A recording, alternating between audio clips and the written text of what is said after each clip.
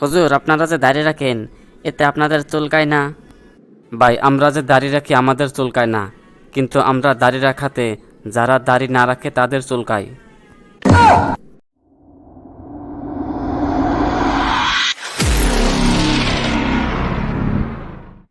হুজুর দেখলে খালি আমার মাথায় উল্টা পাল্টা বুদ্ধি আসে। কেমনে হুজুরের প্রশ্ন করে আটকানো যায়। সামনে যে দেখি কোনো হুজুর পাই নাকি, একটু প্রশ্ন করে মজা নিতাম। প্রশ্ন করি তো ঠিকই, কিন্তু হুজুর জানি কেমনে কেমনে উত্তর দিয়ে আমাকে ফাঁসিয়ে দেয়। হুজুররা তো বুদ্ধি পায় কোত্থেকে, মাথায় আসে না।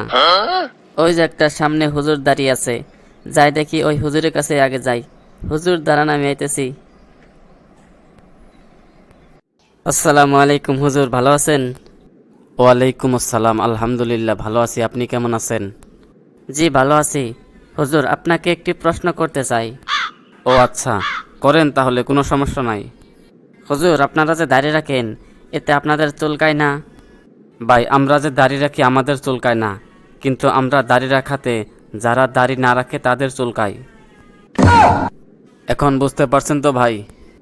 এইবারও ধরা খেয়ে গেলাম। জি হুজুর, বুঝতে পারছি। আপনারা মনে করেন হুজুররা বোকা, কিন্তু আসলে হুজুররা বোকা নয়।